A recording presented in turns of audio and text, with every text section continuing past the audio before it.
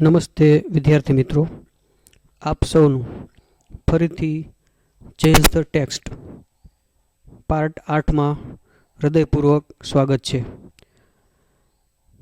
વિદ્યાર્થી મિત્રો, અત્યાર સુધીમાં આપણે ચેન્જ ધ ટેક્સ્ટની અંદર change the gender, change the number અને હાલ આપણે ચેન્જ ધ ટેન્સ જોઈ રહ્યા છીએ. ચેન્જ ધ ટેન્સમાં આપણે આગળના લેક્ચરમાં જોયું કે ક્રિયાપદના રૂપને ભૂતકાળમાં પરિવર્તિત કરવા માટે અથવા તો એનું ભૂતકૃદંત બનાવવા માટે કેટલાક નિયમોની આપણે જરૂર પડે. આપણે જોયું કે ટેન્સીસને આપણે એકબીજામાંથી એકબીજામાં રૂપાંતરિત કરવું એટલે ચેન્જ ધ ટેક્સ્ટ.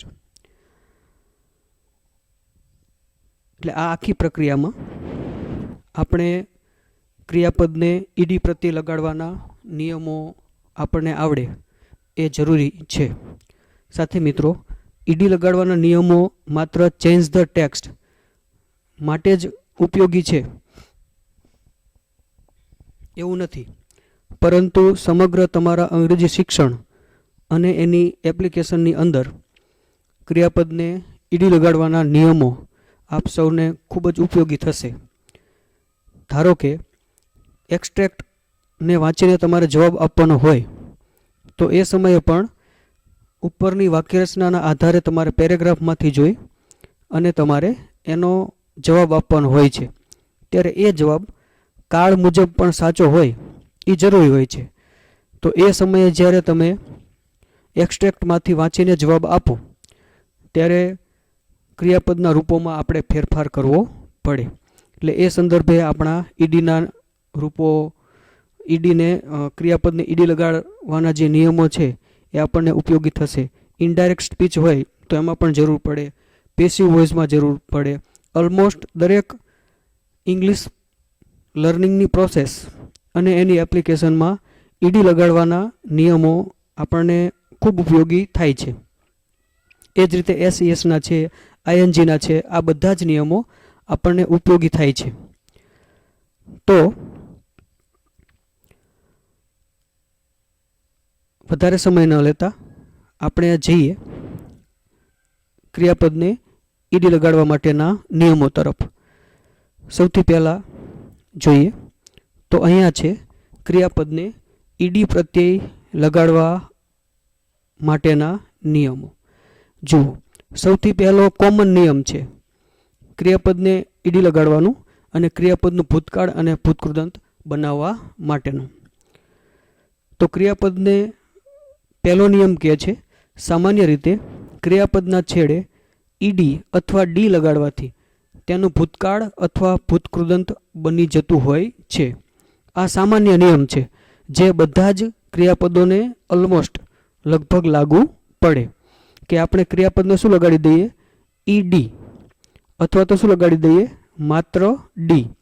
એવું કરીએ એટલે આપણે શું કરી શકીએ, એ ક્રિયાપદનું ભૂતકાળ અથવા ભૂતકૃદંતનું રૂપ બનાવી શકીએ છીએ. જો અત્રે એક બાબતની સ્પષ્ટતા પણ કરવાની કે આ ઈડી અથવા ડી લગાડી અને આપણે બધા જ ક્રિયાપદોનું ભૂતકાળ કે ભૂતકૃદંત બનાવી શકતા નથી. અમુક ક્રિયાપદો એવા હોય છે જેને ઈડી અથવા ડી લગાડવાની પ્રક્રિયા છે એ લાગુ પડતી નથી, જેને ઇરેગ્યુલર વર્બ્સ એટલે કે અનિયમિત ક્રિયાપદો કહે છે, જે તમારે યાદ રાખવા પડે છે. એની ચર્ચા પણ આપણે આ જ લેક્ચરમાં છેલ્લા મુદ્દામાં કરશું. તો ફરીથી પાછા મુદ્દા ઉપર આવીએ તો ક્રિયાપદને ઈડી અથવા ડી લગાડવાથી એનું ભૂતકાળ તથા ભૂતકૃદંત બંને બની જાય છે. ધારો કે અહીંયા ક્રિયાપદ છે ટુ પ્લે, તો આનું આપણે ભૂતકાળ અથવા ભૂતકૃદંત બનાવવું હોય તો શું લગાડવું પડે, એને કાં ઈડી અથવા તો માત્ર ડી લગાડવો પડે. તો અહીંયા જુઓ, પ્લે છે, વિઝિટ છે, ટુ સ્ટે છે અને કેલ્ક્યુલેટ છે. આને આપણે ઈડી અથવા તો ડી લગાડીએ એટલે એનું ભૂતકાળ અને ભૂતકૃદંત બની જાય. ધારો કે આ પ્લે છે એને આપ જોઈ શકો છો પીળા કલરના ટાઈપિંગમાં ઈડી લગાડેલું છે. તો ઈડી લગાડવાથી શું થઈ ગયું, એનું ભૂતકાળનું રૂપ બની ગયું. ત્યાર પછી છે વિઝિટ.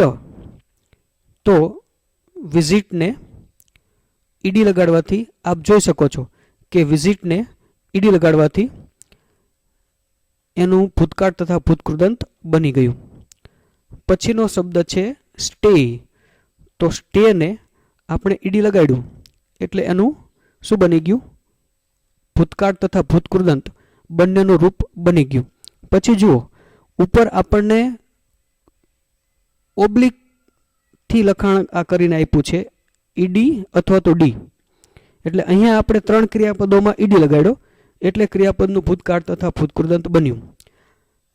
હવે માત્ર ડી શેના માટે, તો કે ઘણા બધા ક્રિયાપદો અસંખ્ય એવા છે જેના છેડે ઓલરેડી ઈ હોય જ છે.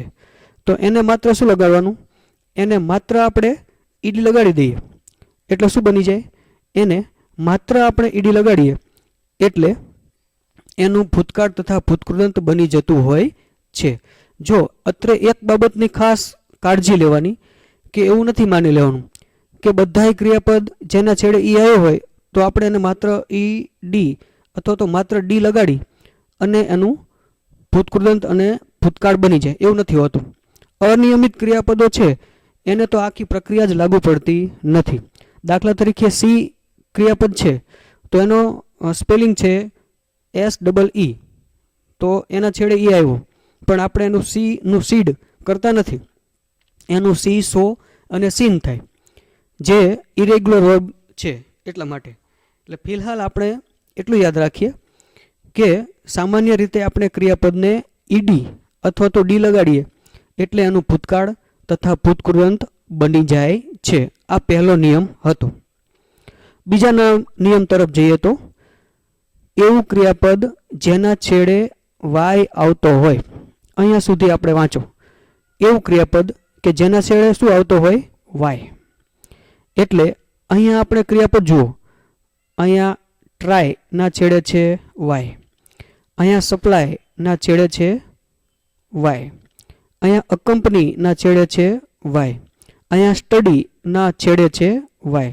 જુઓ એવું ક્રિયાપદ જેના છેડે વાય આવતો હોય. ઉપરનું એક ક્રિયાપદ છે સ્ટે, એના છેડે પણ વાય આવે છે.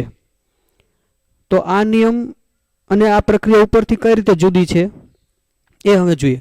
તો એવું ક્રિયાપદ જેના છેડે વાય આવતો હોય અને વાય પહેલા, તો આ જે આપણે જોયું અહીંયા વાય પહેલા જો વ્યંજન આવેલ હોય, એવું ક્રિયાપદ જેના છેડે વાય આવેલ હોય અને વાય પહેલા જો વ્યંજન આવેલો હોય તો આ વાય છે અહીંયા, અને વાય પહેલા શું આવતું હોય, વ્યંજન. તો ફરીથી આપણે વ્યંજન શું છે એની ટૂંકમાં ચર્ચા કરી લઈએ.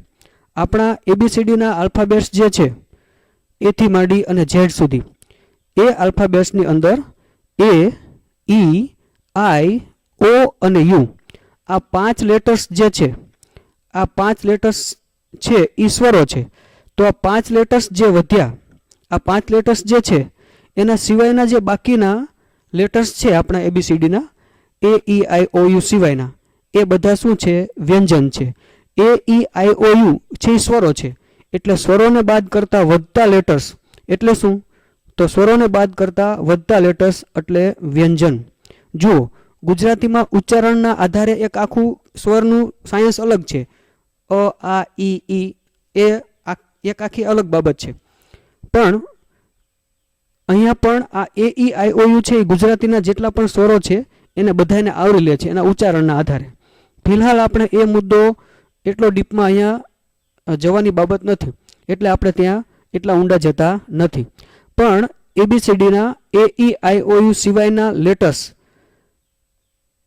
જે સ્વરો છે એના સિવાયના વધે એ બધા થાય વ્યંજન.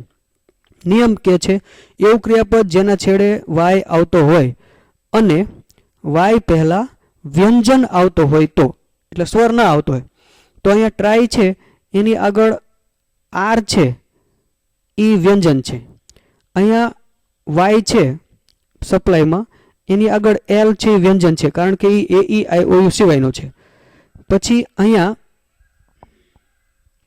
વાય છે એની આગળનો એન વ્યંજન છે. અહીંયા સ્ટડીમાં વાયની આગળનો ડી છે એ શું છે? એ વ્યંજન છે. જો હવે ઉપરનું ક્રિયાપદ જુઓ સ્ટે, એના છેડે પણ વાય હતો, પણ એની પહેલાં વાય પહેલાં જે અક્ષર આવેલો છે એ સ્વર છે. એટલે એ રીતે આ ઉપર જે પ્રક્રિયા થઈ અહીંયા અને અહીંયા જે પ્રક્રિયા થશે એ બે પ્રક્રિયામાં ભેદ રહેશે. એવું ક્રિયાપદ જેના છેડે વાય આવતો હોય અને વાય પહેલાં વ્યંજન આવેલ હોય તો આ જે વાય છે એ વાયનો આઈ થશે, આઈ.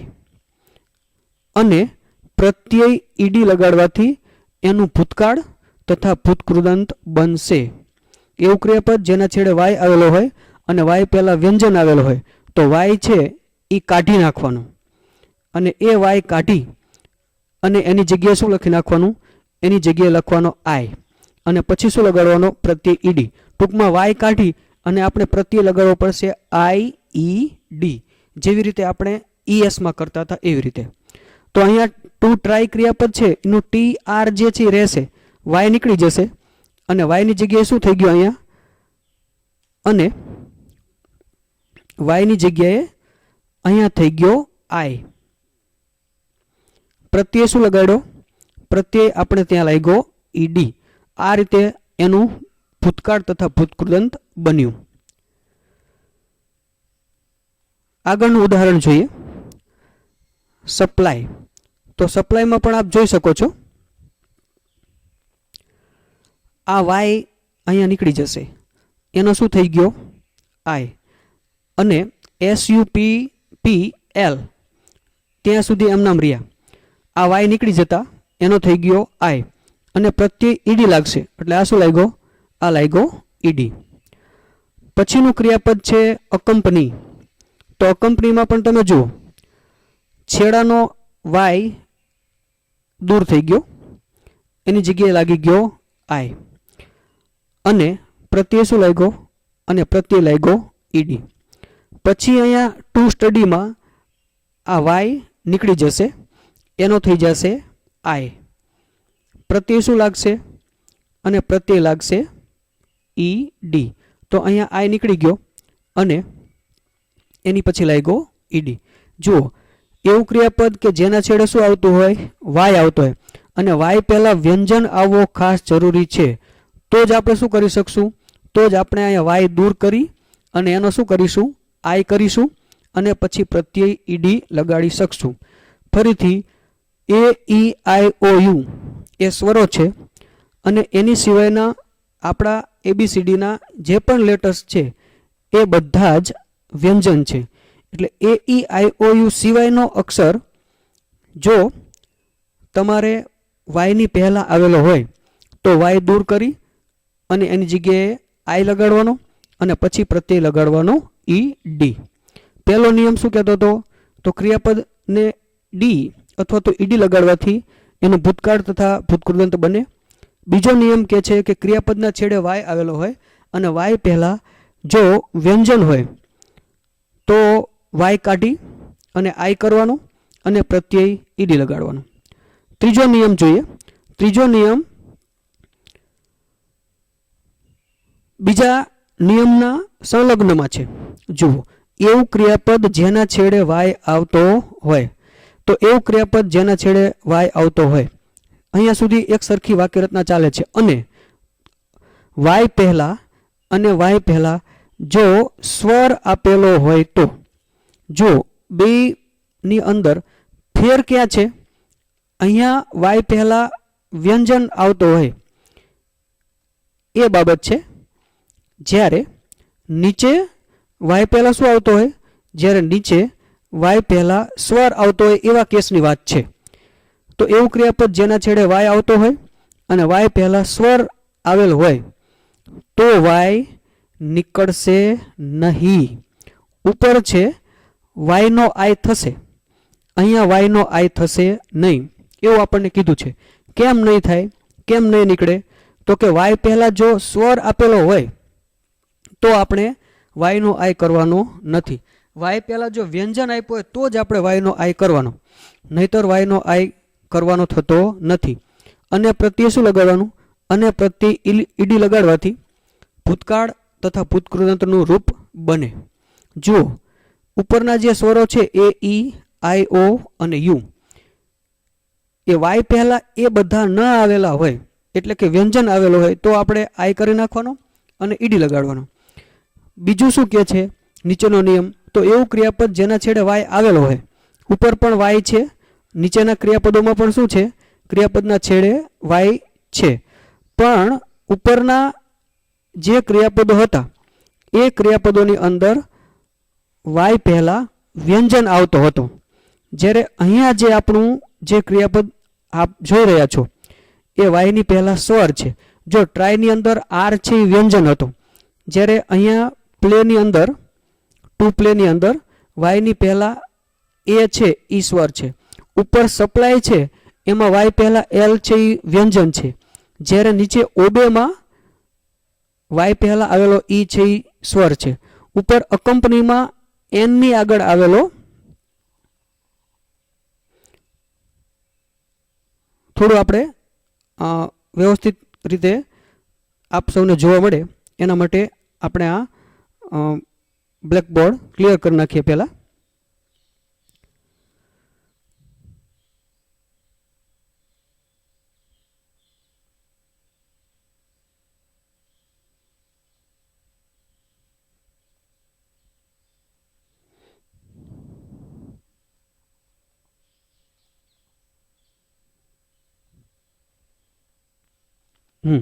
જુઓ અહીંયા વાય પહેલાં નીચે અહીંયા છે અકંપની જે છે એમાં વાયની આગળ એન છે એ શું છે? તો વાયની આગળનો એન વ્યંજન છે, જ્યારે સ્લેની અંદર વાયની આગળ આવેલો એ સ્વર છે. અહીંયા નીચે આપણે જોયું સ્ટડી નીચેના સ્પેલિંગમાં નીચેના ક્રિયાપદમાં એમાં વાયની આગળ આવેલો ડી છે એ વ્યંજન છે, જ્યારે નીચેનું ક્રિયાપદ છે ટુ સ્ટે એમાં વાયની આગળ આવેલો એ છે એ સ્વર છે. અહીંયા ઉપરના જે ઉદાહરણો છે તેમાં વાયની આગળ બધા જ વ્યંજન છે, જ્યારે નીચેના ઉદાહરણો છે એમાં વાયની આગળ બધાય સ્વરો છે. તો એની અંદર આપણે વાય દૂર કરવાનો થતો નથી. માત્ર ને માત્ર શું કરી દેવાનું? એ ક્રિયાપદોને વાય પછી વાય એમ નામ રાખવાનું અને પ્રત્યે શું લગાડી દેવાનું? ઈડી. તો આપ જુઓ છો અહીંયા બ્લેક લેટર્સની અંદર ઈડી લગાડ્યો એટલે શું બની ગયો? એટલે એનું ભૂતકાળ તથા ભૂતકૃદંત બની ગયું. પછી ઓબે છે તો એમાં બ્લેક લેટરની અંદર આપ જોઈ શકો છો એમાં ઈડી લગાડવાથી શું બની ગયું? એનું ભૂતકાળનું રૂપ અને ભૂતકૃદંતનું રૂપ બની ગયા. સ્ટેની અંદર SLAY સ્લેયની અંદર ઈડી લગાડવાથી એનું ભૂતકાળ તથા ભૂતકૃદંત બની ગયું, અને સ્ટેની અંદર ઈડી લગાડવાથી એનું ભૂતકાળ તથા ભૂતકૃદંતનું રૂપ બની ગયું.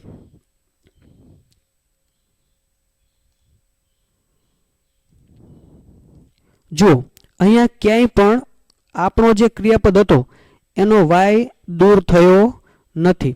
વાય જે હતો એનો વાયનો વાય જ રહ્યો, અને પ્રત્યય શું લાગી ગયો? અને પ્રત્યય ઈડી લગાડવાથી એનું ભૂતકાળ તથા ભૂતકૃદંત બની ગયું. તો પહેલો નિયમ આપણને શું કહેતો હતો? પહેલો નિયમ છે એ આપણને કહે છે કે એવું ક્રિયાપદ કે જેના છેડે પહેલો જનરલ નિયમ છે એની અંદર આપણને વાત કરવામાં આવી કે ક્રિયાપદને ઈડી અથવા માત્ર ડી લગાડવાથી શું બની જાય? એનું ભૂતકાળ તથા ભૂતકૃદંતનું રૂપ બની જાય છે, જે આપણે ઉદાહરણો અહીંયા જોયા ટુ પ્લેનું પ્લેડ વગેરે. બીજો ક્રિયાપદ બહુ સરસ અને ધીરજથી આ બાબત સમજજો, કેમ કે ખૂબ ઉપયોગી છે અને લાઈફ લોંગ તમારે આનો ઉપયોગ કરવાનો થશે. એવું ક્રિયાપદ કે જેના છેડે વાય આવેલો હોય, જો બે કેસ બનશે, એક વાય દૂર કરવો અને એક વાય દૂર ન કરવો, તો ક્રિયાપદના છેડે આવેલો વાય દૂર કયા કેસમાં કરવાનો? તો એવા કેસમાં કે જ્યારે વાયની પહેલાં તમને વ્યંજન આપેલો હોય. અને વાય દૂર ક્યારે નહીં કરવાનો? તો એવા કેસમાં કે જ્યારે તમારે વાયની આગળ સ્વર આપેલો હોય. તો વાયની આગળ જો વ્યંજન આવેલો હોય તો વાય દૂર કરી દેવાનો, એનો આઈ કરવાનો અને પ્રત્યય ઈડી લગાડવાનો. બીજો રૂલ થર્ડ એવું કહે છે કે જો વાયની પહેલા સ્વર આપેલો હોય તો વાય દૂર કરવાનો થતો નથી. સીધે સીધું પ્રત્યય શું લગાડી દેવાનું? E D. સ્વર આવેલો હોય તો વાયનો આઈ કરવાનો નથી. ઓકે, ચાલો આગળ જઈએ. ચોથો નિયમ કે છે તો એવું ક્રિયાપદ જેના છેડે વાય આવેલ હોય અને વાય પહેલા જો એવું ક્રિયાપદ જેના છેડે વાય આવેલ હોય અને વાય પહેલા જો એવું ક્રિયાપદ જેના છેડે એલ આવેલ હોય અને એલ પહેલા સ્વર આવેલ હોય તો છેડાનો એલ બેવડાશે. સાંભળજો, જોજો, વ્યવસ્થિત રીતે સમજજો. એવું ક્રિયાપદ કે જેના છેડે શું આવ્યો હોય? એલ, અને એલ પહેલા જો સ્વર આપેલો હોય, સ્વર આવવો એ પહેલી કન્ડિશન છે, પહેલી શરત છે, તો છેડાનો એલ બેવડાશે. બેવડાશે એટલે શું? તો આપણો જે અહીંયા ક્રિયાપદ છે ટ્રાવેલ, એનો આ સિંગલ એલ છે, એની પછી અહીંયા ડિસ્ટિલ છે, એમાં એલ છે એ કેવો છે? સિંગલ, એટલે કે એક એલ છે. તો એવું ક્રિયાપદ કે જેના છેડે શું આવ્યો હોય? એવું ક્રિયાપદ કે જેના છેડે શું આવ્યો હોય? એલ આવેલો હોય, એ એલ પહેલા જો આપણને શું આપવામાં આવ્યું હોય? એ એલ પહેલા જો આપણને સ્વર આપેલો હોય તો અહીંયા એલ પહેલાનો ઈ છે એ શું છે? અહીંયા એલ પહેલાનો ઈ છે એ સ્વર છે. અહીંયા ટુ ડિસ્ટિલમાં એલ પહેલાનો આગળ છે એ શું છે? એ સ્વર છે. તો આવું જ્યારે ક્રિયાપદ હોય કે જેના છેડે એલ આપેલો હોય, ડબલ એલ કરવાનો ચોથો નિયમ. એલ ડબલ ક્યારે થાય? તો જો છેડે એલ આપેલો હોય અને એની આગળ ઈ આપેલો હોય તો. કેવી રીતે બનશે? તો આપ અહીંયા જોઈ શકો છો. અહીંયા ટુ ટ્રેવલ હતો, એ ટુ ટ્રેવલની અંદર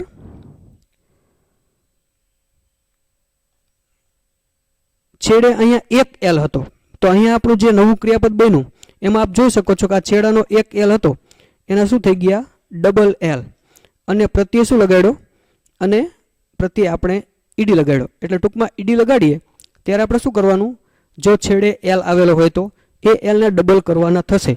પણ ક્યારે ડબલ કરવાના થશે? જો એ એલની આગળ સ્વર આપેલો હોય તો. સેકન્ડ એક્ઝામ્પલ તરફ જઈએ. ડિસ્ટિલ. તો ડિસ્ટિલની અંદર આપ જોઈ શકો છો અહીંયા છેડે એલ છે અને એ એલની આગળ આઈ છે એ સ્વર છે. તો આ જે સિંગલ એલ હતો એનો શું થઈ ગયો? એના ડબલ એલ થઈ ગયા અને પ્રત્યય લગાડી દીધો ઈડી. એટલે યાદ રાખજો, સમજાણો આ નિયમ. છેડે એલ આવેલો હોય તો એ એલને એક એલના બે એલ કરવાના, પણ યાદ શું રાખવાનું? એ એલની આગળ સ્વર હોવો જરૂરી છે.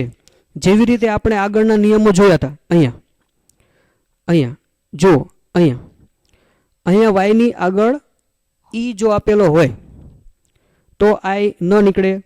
અહીંયા વાયની આગળ જો સ્વર આપેલો હોય તો વાય કાઢી અને પછી આઈ કરવાનો. જો વ્યંજન આપેલો હોય તો આપણે વાય કાઢી અને આઈ ઈડી કરવાનું. અહીંયા વાયની આગળ જો એ આપેલો હોય સ્વર તો આપણે વાય કાઢતા ન હતા. ટૂંકમાં છેડાનો લેટર જે છે આપણો એ અગત્યનો છે, વત્તા એ લેટરની પછી શું આવે છે, એ લેટરની આગળ શું આવે છે એના ઉપર પણ આપણો રૂલ છે ડિપેન્ડન્ટ રહેતો હોય છે. એટલે ક્રિયાપદના છેડે એલ આવી ગયો હોય તો પછી આપણે એને એલને દૂર કરી જ નાખવાનો અને એના ડબલ એલ કરી નાખવાનો એવું નથી સમજવાનું. એલ આવેલો હોય તો બધા કેસમાં ડબલ એલ થશે નહીં. કેવા કેસમાં ડબલ એલ થશે? તો કે જ્યારે એલ આપેલો હોય પરંતુ એની આગળ સ્વર આપેલો હોય તો તમારે એનો ડબલ એલ કરવાનો છે. રેડી? આવા પ્રકારના પ્રશ્નો ઘણી બધી સ્પર્ધાત્મક પરીક્ષામાં પણ પૂછાતા હોય છે. તો એ બાબતે પણ આપને આ બાબત ખૂબ જ ઉપયોગી બનશે. તો પહેલો રૂલ હતો ક્રિયાપદના છેડે ઈડી કે ડી લગાડવાથી સામાન્યતઃ ક્રિયાપદનું ભૂતકાળ તથા ભૂતકૃદંત બને છે.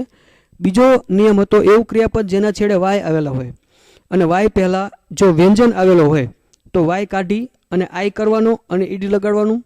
ત્રીજો નિયમ હતો એવું ક્રિયાપદ જેના છેડે વાય આવેલો હોય અને વાય પહેલાં સ્વર આપેલો હોય તો વાયને દૂર કરવાનો નથી, માત્ર ઈડી લગાડવાનો છે.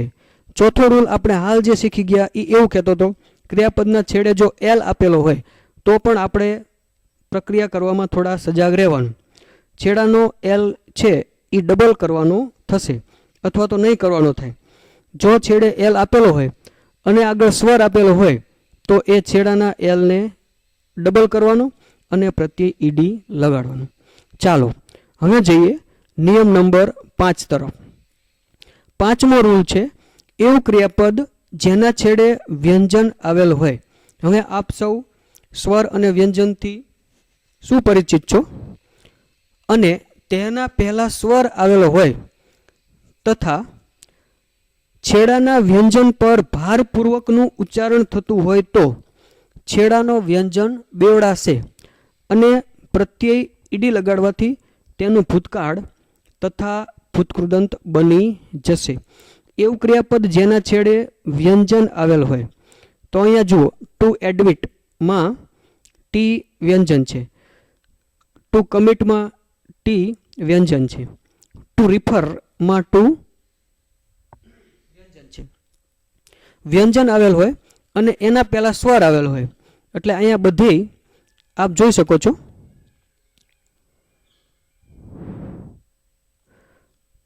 વ્યંજનની પહેલા બધે સ્વરો છે અને તેના પહેલા સ્વર આવેલ હોય તથા છેડાના વ્યંજન ઉપર આ ખાસ શરત છે અને છેડાના વ્યંજન ઉપર શું થતું હોય ભારપૂર્વકનું ઉચ્ચારણ જો થતું હોય તો શું થશે તો છેડાનો વ્યંજન બેવડાશે. જો નીચેનો નિયમ અને ઉપરનો નિયમ બે આપણે કમ્પેરેટિવલી સમજશું. છેડાના વ્યંજન ઉપર ભારપૂર્વકનું ઉચ્ચારણ થતું હોય નીચેનો નિયમ શું કહે છે બે સાથે સમજવા પડશે. એવું ક્રિયાપદ જેના છેડે વ્યંજન આવેલ હોય અને તેના પહેલા સ્વર આવેલ હોય તો ઉપર પણ વ્યંજન આવેલ હોય નીચે પણ કેવું કહે છે એના પહેલા વ્યંજન આવેલ હોય અને તેના પહેલા સ્વર આવેલ હોય તથા છેડાના વ્યંજન પર ભારપૂર્વક ઉચ્ચારણ ન થતું હોય. જોજો અહીંયા વ્હાઇટ લેટર્સમાં તમે જોઈ શકો છો છેડાના વ્યંજન ઉપર ભારપૂર્વકનું ઉચ્ચારણ ન થતું હોય.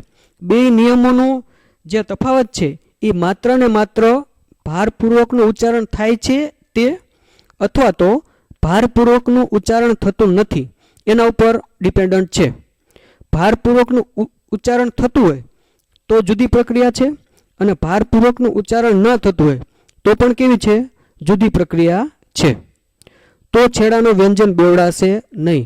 ભારપૂર્વકનું ઉચ્ચારણ જો થતું હોય તો છેડાનું વ્યંજન છે બેવડાશે. ભારપૂર્વકનું ઉચ્ચારણ ન થતું હોય તો છેડાનો વ્યંજન બેવડાશે નહીં. જો કેવી રીતે તો અહીંયા છે એડમિટ તો આપ જોઈ શકો છો ટીનું ઉચ્ચારણ છે ભારપૂર્વક થયું સ્પષ્ટ રીતે સંભળાણો. કમિટ, રિફર અને નીચેનો છેડાનો વ્યંજન છે નીચેના ઉચ્ચારણો આપણે જોશું તો અહીંયા છે ઇનહેરિટ તો આપણને જે ટી છે એ સાયલન્ટ થોડો ઓછો ઉપર કરતાં એડમિટમાં જેવું આપણે ઉચ્ચારણ કરીએ છીએ એના કરતાં ટી છે એનો સાઉન્ડ થોડો લાઇટ નીકળે છે. ટાર્ગેટ તો અહીંયા આપ જોઈ શકો છો કે લાઇટ ટીનું ઉચ્ચારણ લાઇટ છે. ટાર્ગેટ, વિઝિટ ઓલામાં છે એડમિટ, કમિટ, રિફર તો એ આપ છેડાના વ્યંજન છે એને સુવ્યવસ્થિત રીતે એનું ઉચ્ચારણ થાય છે અને એના ઉપર ભારપૂર્વકનું ઉચ્ચારણ છે. જ્યારે નીચેના જે સ્પેલિંગ ક્રિયાપદો છે 3 3 એના છેડાના વ્યંજન છે એનું ભારપૂર્વકનું ઉચ્ચારણ થતું નથી. ભારપૂર્વક ઉચ્ચારણ ન થતું હોય તો આપણે છેડાનો વ્યંજન બેવડવાનો નથી. ભારપૂર્વકનું ઉચ્ચારણ થતું હોય તો જ છેડાનો વ્યંજન બેવડાશે. એટલે તમે આ જોઈ શકો છો અહીંયા એડમિટ સિંગલ હતો એના થઈ ગયા ડબલ. આગળ જોઈએ, અહીંયા કમિટ એક હતો એનો શું થઈ ગયો, એના થઈ ગયા ડબલ ટી. આ છેડે સિંગલ ટી હતો એનો ડબલ ટી થઈ ગયો. નીચે રિફર શબ્દ છે એ રિફરમાં પણ શું થશે, રિફરની અંદર પણ આ આર જે છે એ બેવડાશે અને પ્રત્યય ઈડી લાગશે. આમાં બધામાં પણ છેડાનો વ્યંજન બેવડાણો અને પ્રત્યય શું લાગ્યો, ઈડી. આ ઈડી પણ બ્લેક લેટરમાં છે એવું સમજજો. આપ સૌની વ્યવસ્થિત સમજણ માટે એ કલર ચેન્જ કરેલા છે, આ નિયમ અલગ નથી. તો આપ જોઈ શકો છો અહીંયા છેડાનો ટી શું થઈ ગયો, છેડાનો ટી અહીંયા ડબલ થઈ ગયો, પ્રત્યય ઈડી લાગ્યો. અહીંયા પણ છેડાનો ટી ડબલ થઈ ગયો, પ્રત્યય ઈડી લાગ્યો. અહીંયા રિફરનો આર પણ ડબલ થઈ ગયો, પ્રત્યય ઈડી લાગ્યો. પણ છેડાના વ્યંજનનું ઉચ્ચારણ ભારપૂર્વક થતું હોય એ સૌથી મોટી શરત છે અહીંયા. હવે નીચેનો રૂલ આપણે જોઈ ગયા. ઉપર ભારપૂર્વક ઉચ્ચારણ થતું હતું એટલે આપણે એ ટી બેવડતા હતા. ભારપૂર્વકનું છેડાના વ્યંજનનું ઉચ્ચારણ નથી થતું એટલે એને બેવડવામાં આવશે નહીં, એનું ડબલ કરવામાં આવશે નહીં. ઇનહેરિટ, તો ઇનહેરિટ છે એમાં ટી લગભગ સાયલન્ટ જેવો જ રહેતું હોય એવું આપણને લાગે. એટલા માટે અહીંયા જોઈ શકો છો અહીંયા ટી સિંગલ રહ્યો, એનો ડબલ ટી થયો નહીં અને પ્રત્યય શું લાગ્યો, ઈડી. અહીંયા ટાર્ગેટ નો ટી પણ જે હતો એમનો એમ રહ્યો, એનો ડબલ થયો નથી અને પ્રત્યય ઈડી લાગ્યો. અહીંયા વિઝિટ જે છે એ વિઝિટમાં પણ છેડાનો ટી બેવડાણો નહીં અને પ્રત્યય શું લાગ્યો, ઈડી લાગ્યો. ટૂંકમાં અહીંયા છેડાના એક પણ વ્યંજન બેવડાણા નહીં. જો આમાં બધાય જે છે ઉપરના જે 3 ક્રિયાપદો છે તે અને નીચેના પણ જે 3 ક્રિયાપદો છે તે બધાયના છેડે વ્યંજન આવેલો છે અને એની આગળ સ્વર આવેલો છે, એક સરખા જ છે. પણ ભેદ ક્યાં છે, ભેદ છે છેડાના વ્યંજન ઉપર ભારપૂર્વકનું ઉચ્ચારણ થાય છે અથવા તો નથી થતું. ભારપૂર્વકનું ઉચ્ચારણ જો થતું હોય તો છેડાનો વ્યંજન બેવડાય, ન થતું હોય તો બેવડાતો નથી. તો પહેલો નિયમ હતો ક્રિયાપદને ઈડી અથવા તો ડી લગાડવાથી એનું ભૂતકાળ તથા ભૂતકૃદંત બને. બીજો નિયમ હતો ક્રિયાપદના છેડે વાય આવેલો હોય અને વાય પહેલાં જો વ્યંજન આવેલો હોય તો વાયનો આય કરવાનો અને પ્રત્યે ઈડી લગાડવાનો. ત્રીજો નિયમ હતો ક્રિયાપદના છેડે વાય આવેલો હોય પણ એની આગળ જો સ્વર હોય તો વાયનો આય કરવાનો નહીં, માત્ર ઈડી લગાડી દેવાનું. ચોથો નિયમ છે ક્રિયાપદના છેડે એલ આવેલો હોય અને એના પહેલાં જો સ્વર આવેલો હોય તો છેડાનો એલ છે એના ડબલ એલ થશે. પાંચમો નિયમ છે એવું ક્રિયાપદ જેના છેડે વ્યંજન આવેલો હોય અને એ વ્યંજન પહેલાં જો સ્વર આવેલો હોય તથા છેડાનો વ્યંજન જે છે એના ઉપર ભારપૂર્વક ઉચ્ચારણ થતું હોય તો એ છેડાનો વ્યંજન બેવડાશે.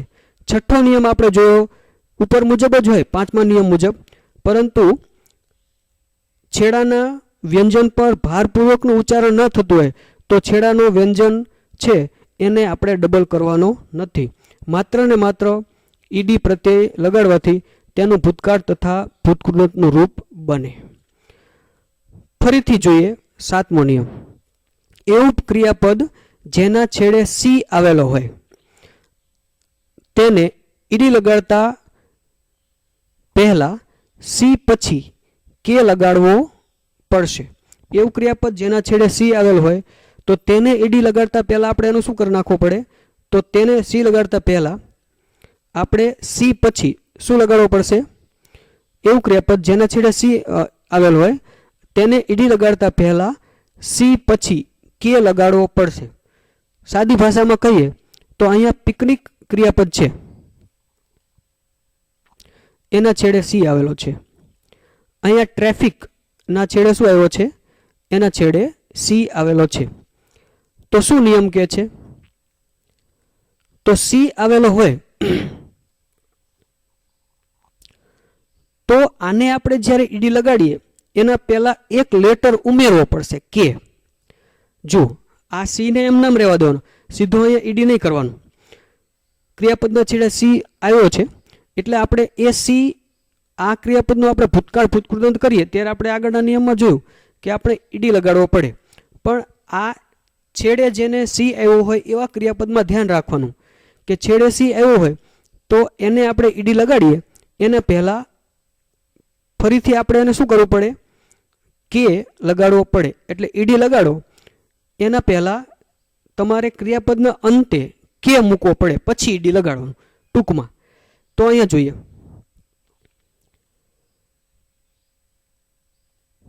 આપ જોઈ શકો છો અહીંયા PICNIC પિકનિક, તો અહીંયા છેડે સી છે. તો જો આ પિકનિક શબ્દ છે એનો જે સી છે છેડે સી હતો, એટલા માટે પછી આપણે પાછો શું ઉમેર્યો, અહીંયા કે ઉમેરો, જે આ મૂળ આપણા ક્રિયાપદમાં કે હતો નહીં. અને પ્રત્યય શું લગાડ્યો, અને પ્રત્યય ઈડી લગાડ્યો. આગળના ઉદાહરણમાં જુઓ, ટ્રાફિકમાં આ છેડે સી છે. જુઓ ટ્રાફિક, આ જે છેડે સી છે એ આ સી છે. તો સી છે એ આપણા મૂળ એક્ઝામ્પલમાં, મૂળ ક્રિયાપદમાં સી હતો, કે હતો નહીં, સી સુધી આપણો શબ્દ હતો. તો છેડે શું ઉમેરણો, કે ઉમેરણો. અને પ્રત્યય શું લાગ્યો, અને પ્રત્યય ઈડી લાગ્યો. ઓકે, તો અહીંયા સુધીના આ નિયમો ઈડી લગાડવા માટેના હતા. આગળનો નિયમ આમ તો નહીં કહી શકાય, પણ આગળની નોંધ છે 8મા નંબરની. અમુક ક્રિયાપદને ઈડી લગાડી શકાતા નથી, જેને ઇરેગ્યુલર વર્બ સ કહે છે, જેને આપણે યાદ રાખવા પડે છે. આ સમગ્ર પ્રક્રિયા આપણે જોઈ, એ આખી પ્રક્રિયામાંનો કોઈ પણ નિયમ અમુક ક્રિયાપદને આપણે નથી લાગુ કરી શકતા, એને ટૂંકમાં ઈડી લગાડી શકાતો નથી. એ ક્રિયાપદને આપણે યાદ રાખવા પડે છે. ફિલહાલ આપણે આગળના 6 રૂલ જોઈ ગયા, એ 6 રૂલ પાછા રિકેપ કરીએ, પછી 7 રૂલ, પછી 8મા રૂલમાં કઈ રીતનું છે એ ચર્ચા કરશું. તો અહીંયા જુઓ, આગળના રૂલ્સ શું કહેતા હતા આપણે જોઈ ગયા મુજબ. અહીંયા પહેલો રૂલ હતો, એવું ક્રિયાપદ જેના છેડે ઈડી આવેલો, સામાન્ય રીતે ક્રિયાપદને ઈડી અથવા તો ડી લગાડવાથી તેનું ભૂતકાળ અને ભૂતકૃતાંત બને. એ આપણે ઉદાહરણો અહીંયા જોઈ ગયા. પછીનો બીજો રૂલ હતો, ક્રિયાપદના છેડે વાય આવેલો હોય અને વાય પહેલાં જો વ્યંજન આવેલો હોય તો વાય દૂર કરવો અને પ્રત્યય ઈડી લગાડવો. પછીનો નિયમ હતો, ક્રિયાપદના છેડે વાય આવેલો હોય પણ વાય પહેલાં જો સ્વર આવેલો હોય તો વાયનો આય કરવાનો નહીં અને શું લગાડી દેવાનું, પ્રત્યય ઈડી લગાડવાનું. ચોથો નિયમ હતો, કોઈ ક્રિયાપદ એવું હોય કે જેના છેડે એલ આવેલો હોય તો એ એલ છે એને આપણે ઘણી વખતે ડબલ કરવાનો થાય, પણ એલ ડબલ ક્યારે કરશું, જો ક્રિયાપદના છેડાના એલ પહેલા સ્વર આવેલો હોય તો.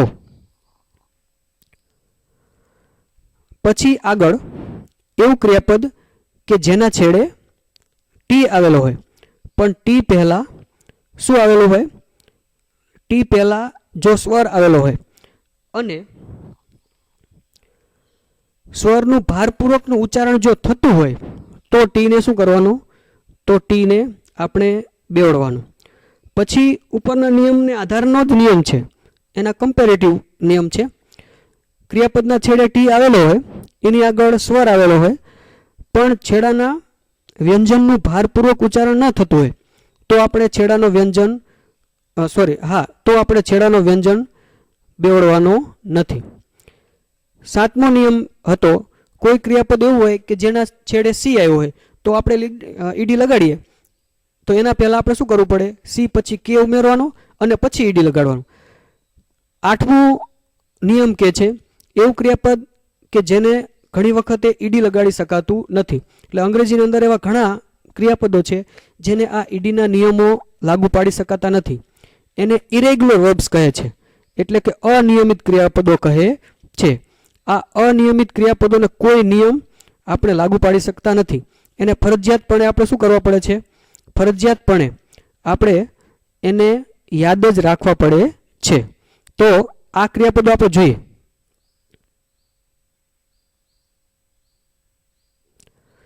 આવા પ્રકારના ક્રિયાપદો તમારે dedadariacn.blogpost.com ઉપર ઇરેગ્યુલર વર્બ્સ થી એક ટેબ છે આ બ્લોગ ઉપર, એ તમારે જોવાના રહેશે. આના પછી જ્યારે આપણે એક્સરસાઇઝીસની વાત કરશું ત્યારે આપણે આ જે છે ઇરેગ્યુલર વર્બ્સ એ કેવા પ્રકારના હોય એની આપણે ચર્ચા કરશું. પણ છતાં મૌખિક રીતે ચર્ચા કરવી હોય તો આપણે વાત કરીએ તો દાખલા તરીકે ટુ ઇટ છે તો ટુ ઇટનું આપણે ઇટેડ કરી શકતા નથી. ઇટનું થાય એઇટ અને ભૂતકૃદંતનું રૂપ થાય ઇટન. દાખલા તરીકે ગો હોય ટુ ગો તો ગોનું ગોઅડ એ આપણે કરી શકતા નથી. એટલે ગોનું ભૂતકાળનું રૂપ થાય વેન્ટ અને ભૂતકૃદંત થાય ગોન. સમજાય છે? દાખલા તરીકે ફરગીવ છે તો ફરગીવનું ફરગીવડ આપણે થતું નથી. ફરગીવનું ભૂતકાળનું રૂપ થાય ફરગેવ અને ભૂતકૃદંતનું રૂપ થાય ફરગી વન.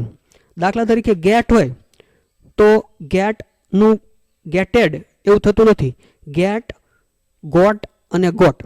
એટલે એના અમુક ક્રિયાપદો એવા હોય જેના બે રૂપ ભૂતકાળ ભૂતકૃદંત એક સરખા હોય.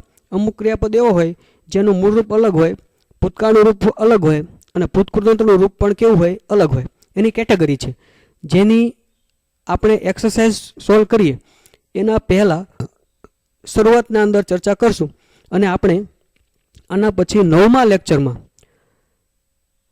કાળ પરિવર્તન માટેની એક્સરસાઇઝ જોશું. આપ સૌને કોઈ પ્રશ્ન હોય આ નિયમો સંદર્ભે તો કમેન્ટ બોક્સમાં કમેન્ટ પણ કરી શકો છો અથવા તો ક્યારેય પણ જ્યારે પણ આપને જરૂર હોય ત્યારે ફોનથી કોન્ટેક્ટ કરી અને માર્ગદર્શન મેળવી શકો છો. Thank you. ખૂબ ખૂબ આભાર.